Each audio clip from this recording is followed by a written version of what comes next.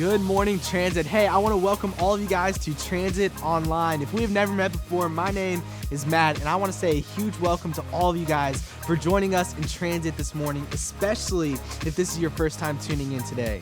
Before I let you guys know what we're doing today, I want to see how you guys are doing. I know the last couple weeks have been hard, being stuck inside and being on your computer and your phone for so long. So in the chat bar next to me, give us a number between 1 and 10. 1 being it's been a really tough week for you guys, and 10 being like this was the best week of quarantine yet. I'll let you guys do that real quick, and as you guys are putting your numbers down, here's what we're doing in Transit this morning. In just a second, I want to give away some prizes for a couple of you guys. Then we will listen to the best band in all of the land. Our very own North Point band will lead us through a couple of songs. Then Klein Thompson, one of our small group leaders, will be up for our series called I'm In. But like I said earlier, I want to give away some prizes this morning. So what we're going to be doing is something we like to call a sweet and treat giveaway. What we're going to be doing is we're going to give you guys 60 seconds to use the chat bar to comment your favorite sweet or treat. Meaning this could be your favorite candy, soda, cookies, ice cream, whatever comes to your mind. And our team will pick 3 people who will win those treats, and we will be delivering those to your doorstep this coming Tuesday. So you guys could be the lucky winner, and we're going to get started in 3, 2, 1, comment.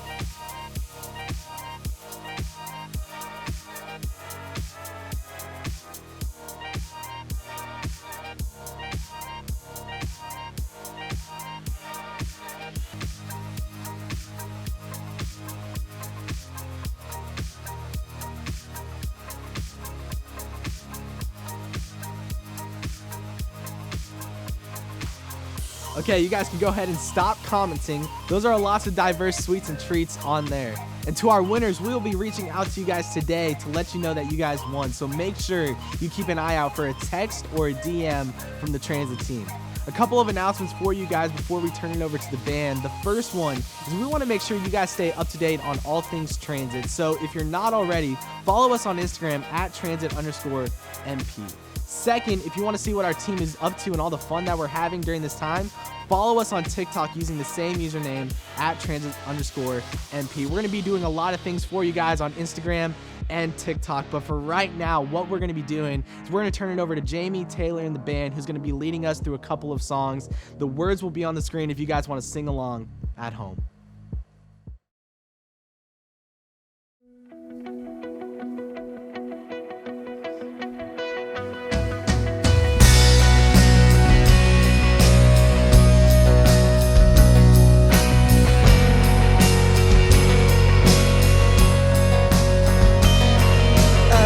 Hallelujah.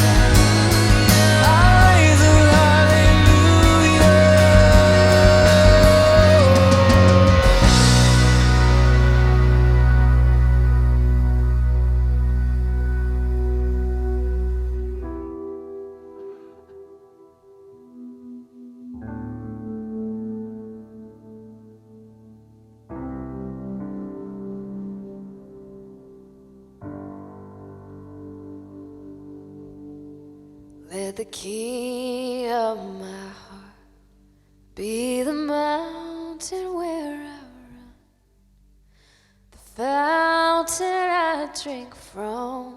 Oh, he is my song. Let the key of my heart be the shadow where I hide, the ransom for my life. Oh, he is my song. 'Cause you are good, you're good.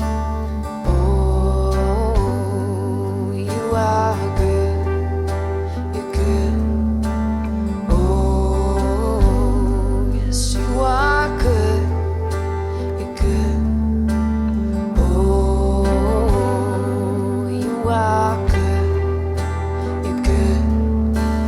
Oh, let the key of my heart be the wind inside my sails, the anchor in the waves. Oh, he is my song.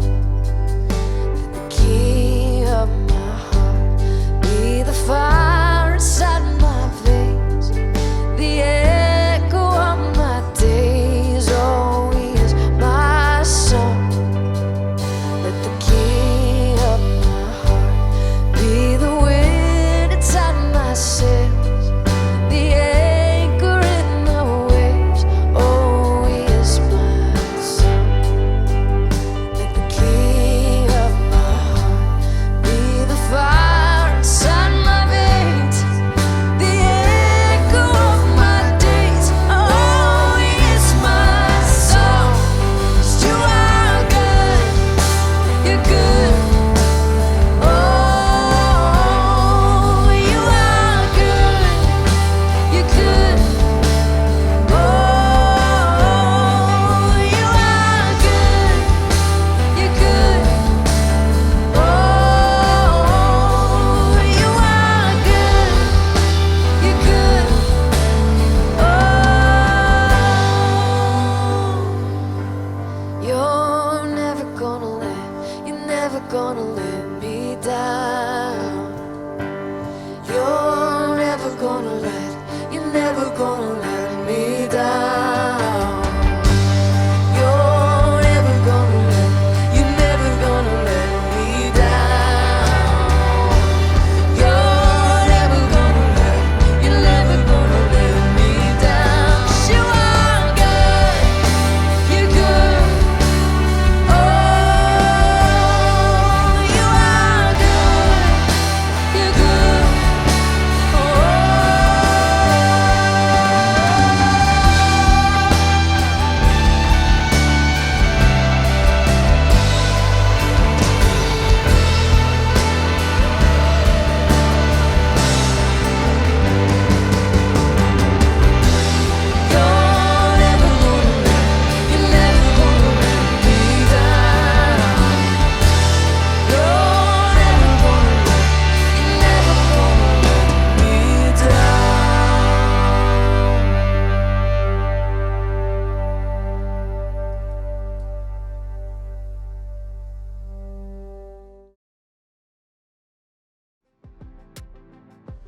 Before we turn it over to Klein, we have one announcement for you guys. We know right now in this season, our rhythms and our routines are all over the place. Included in that might be your sleep schedule.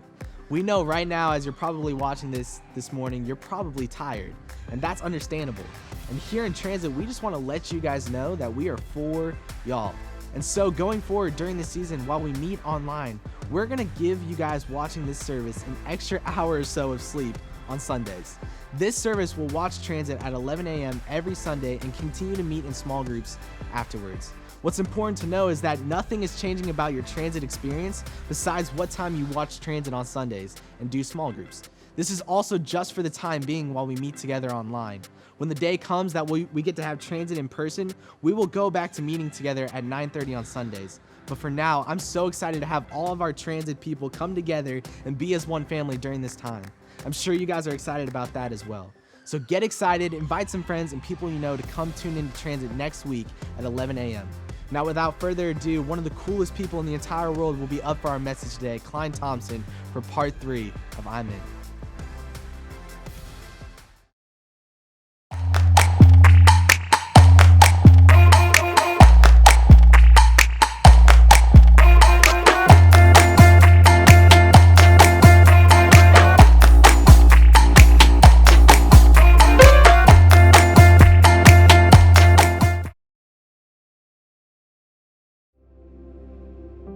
Well, good morning, Transit. I am so glad to be here hanging out this morning with you guys online. If we haven't met before, my name is Klein, and I'm actually a small group leader here in Transit. Transit is one of my favorite places to be every weekend because I actually was a student in Transit once too. So I love being a part of the Transit family, but I want to know why you like to be a part of the Transit family. Is it the free donuts, your small group, the games? Let me know in the chat bar. And if it's your first time, don't worry because you're already a part of the Transit fam too. Now, this morning we are jumping into part 3 of the series we've been in called I'm In. To kick off my message today, I want to tell you guys a story that will help us get to where we are going. Now, this story takes place my sophomore year of high school in Spanish class. It was the second week of school, and I really didn't have many friends in this class, so I sat alone. I kind of enjoyed getting some time alone in that class, but one day, early in the school year, a foreign exchange student from France actually joined our class. She ended up getting placed in the seat right next to me. I was honestly pretty nervous to meet her, and the first few class periods were a little bit awkward, but eventually we got paired together for a project and had to get past all of the awkwardness. I ended up becoming pretty good friends with her that year, and every Spanish class I would ask her tons of questions about France, and she would tell me all sorts of stories about her childhood growing up there. Many of these stories she would tell me I almost felt were made up because they consisted of so many details that were foreign to me. I loved listening to them, but sometimes they were hard for me to comprehend or to imagine them actually happening in real life. So why am I telling you this story? Well, we're in the middle of a series right now called I'm In, where we're looking at 4 people who follow Jesus. We've already talked about Mary Magdalene and Matthew, and today we're going to look at the story of one of Jesus' followers who, well, let's just say he had a difficult time believing what was true, like I did in Spanish class. I think we'd all agree that there are some stories that are just hard to believe. There are some things that make us ask, how can that possibly be true? We can't even fathom it, so we're suspicious, we doubt it, we question it. And when it comes to having faith in God, sometimes it feels like we're playing the same game. Does God really exist? Is he actually good? Did Jesus die and come back to life? Because sometimes when you hear a story from the Bible, it can sound sort of crazy, nearly unbelievable. So we doubt it or question it in our heads. We let it get in the way of connecting with God. And that's bad, right? Like God's probably super mad at us for our doubt. He's probably like, what's wrong with you? Just believe me, right? Well, many of us sometimes might think that doubting God is really bad, that somehow having questions or feeling doubt means you're less of a Christian or not a good Jesus follower. If you have questions about this whole Jesus thing, and you wonder if you really do believe that Jesus is God, that he died, and that he rose again, well, guess what? You're not alone. You're not the only person who wonders about that. You're not the only one who has trouble believing stuff sometimes. And you're not the only one with questions. I would say I am a follower of Jesus, but just like you, I have my own list of questions, doubts, and worries. Here's something cool about being in middle school, and one of the reasons I love hanging out with you guys so much. Right now, you're becoming your own person. You're growing and changing in some really important ways. For one thing, you're old enough to decide for yourself what you believe is true. It's getting harder for you to believe something just because your parents told you it's true, or because some adult on a stage with the Bible said so. You're starting to question things you've never questioned before, or be confused about things that didn't seem confusing in the past. So what do you do when you aren't sure what to believe? What do you do when you have doubts? Here's something important for you to know. Even Jesus' closest followers, who witnessed all kinds of miraculous things, had trouble holding on to their faith at times. So let's talk about Thomas. You may have heard of him if you've been around church for a while, but if not, here's what you need to know about Thomas. He's kind of infamous. He even has a nickname, Doubting Thomas. Yikes. That's a pretty unfortunate nickname, but I think you can probably guess why he got it. You see, Thomas was a follower of Jesus, but he couldn't quite wrap his mind around the fact that Jesus had risen from the dead. I mean, a guy coming back to life after being dead for 3 days, that's crazy, right? What normal person actually believes that's possible? That's what Thomas was thinking. And you know what? I totally get it. Thomas was probably just trying to be rational. He just needed a little more convincing. He wasn't going to believe everything he heard without some evidence, just like you and I. Here's Thomas's story. Thomas was one of Jesus' 12 disciples, but he was not with the other disciples when Jesus came and visited them after coming out of the tomb. So the other disciples told him, "We have seen the Lord." But he said to them, "Unless I see the nail marks in his hands, and put my finger where the nails were, and put my hand into his side, I will not believe." I don't know where Thomas was when Jesus came and stood among them. Maybe he went to McDonald's, maybe he was sleeping, maybe he was watching Netflix or playing video games like many of us have been doing the past few weeks. Who knows? What we do know is that the disciples witnessed one of the most amazing and incredible things that has ever happened. Jesus being alive after dying. And Thomas wasn't there. He missed it. Can you imagine? If that happened to you, you'd be pretty bummed, right? Maybe you'd be in a really bad mood. Maybe you'd get mad at the friend telling you the story. In my mind, I kind of picture that happening here. The other disciples told Thomas that they'd seen Jesus alive, and Thomas was not buying that story. For something this big and this important, taking his friend's word for it wasn't good enough. He wanted proof. Let's read what Thomas said one more time. He says, "Unless I see the nail marks in his hand, and put my finger where the nails were, and put my hand into his side, I will not believe." Thomas gets a bad rap for not having faith, but I'm going to be honest with you. I love that Thomas wasn't afraid of having doubts and actually voiced them. He wasn't afraid of what his friends would think. He wasn't afraid to be honest. We don't know exactly how the other disciples responded to Thomas in this moment, but we can see that they didn't turn their backs on him. They weren't threatened by his doubts, because look at the very next verse. It says, "A week later, his disciples were in the house again, and Thomas was with them." A whole week went by. All his friends had seen Jesus. They believed he was alive. Thomas still had his doubts, but they were together. It didn't rip their friendship apart. They didn't tell Thomas to leave them alone until he got his act together. The disciples didn't abandon Thomas, and Thomas didn't abandon the disciples. And that's huge. Some people who had doubts or questions about God might have been afraid that they'd disqualified themselves from being associated with Jesus or his followers during this time period. But Thomas didn't see it that way. Thomas had decided to be in with Jesus. And here's the thing. When you're in with Jesus, you say yes even when you doubt. You aren't disqualified from being a part of his family because you have a list of questions. But continuing with our story, a week after Jesus had appeared, guess what happened? Though the doors were locked, Jesus came and stood among them and said, "Peace be with you." Then he said to Thomas, "Put your finger here. See my hands. Reach out your hand and put it into my side. Stop doubting and believe." Thomas said to him, "My Lord and my God." Jesus showed up in front of Thomas. He proved to Thomas once and for all that he was alive and well. Now Jesus didn't have to show up for Thomas. He could have just expected Thomas to believe without any more proof. He could have left Thomas hanging and wondering and doubting, but he didn't. Instead, Jesus showed up in the midst of Thomas's doubt. Then Jesus told him, "Because you have seen me, you have believed. Blessed are those who have not seen and yet have believed." Here's what I want you to see. Doubt isn't a bad thing. There's so much about faith in Jesus that's difficult to wrap our brains and hearts around, and we don't have the luxury of seeing Jesus in our living rooms with our own two eyes. It's hard to have faith sometimes.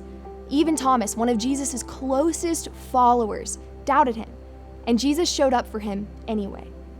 That should give you hope that regardless of your doubts and worries, you can still be in with Jesus, that he still wants you to be a part of his family, doubts and all. So what do you do if you have doubts about this whole Jesus thing? Well, here's what Thomas did. Number one, he was honest. Thomas had the courage to be honest and to openly talk about what he didn't understand and believe. He wasn't afraid to ask his difficult questions and to push back on the disciples. Number two, Thomas stayed close. He stayed in community with the rest of Jesus' disciples. They didn't fight about it. They didn't disband or fall apart. They stayed together. Thomas knew that the other disciples were for him and his relationship with Jesus, and they stood by him through his doubts. And number three, Thomas waited. Thomas didn't walk away from Jesus. He waited and hoped for an answer, for resolution, and for the chance to see Jesus with his own two eyes. For Thomas, that week of waiting and doubting and questioning had to feel like an eternity, but he waited anyway. So why? Why did Thomas decide to be honest, to stay close, and to wait even when he doubted? Well, I think it's because Thomas believed that when you're in with Jesus, you say yes even when you doubt, that you can still be a part of God's family, even when you have some questions with you. You don't have to have all the answers to trust in the sacrifice Jesus made for you. just like Thomas. I don't know where you are at right now. Maybe you've got a ton of questions, or maybe you feel like trusting God is actually pretty easy at the moment.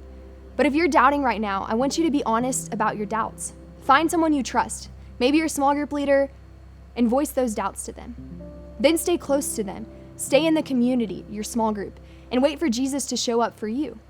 If you're tuning in today and would already call yourself a Christian, remember what it was like when you first said yes to Jesus. Remember why you first believed, why you first trusted him, and why you first said, I'm in. Hang on to hope and trust and faith, because remember, when you're in with Jesus, you can say yes, even when you doubt. As you head to small group, think about this question. What is your biggest question or doubt right now when it comes to your faith? Now let's pray.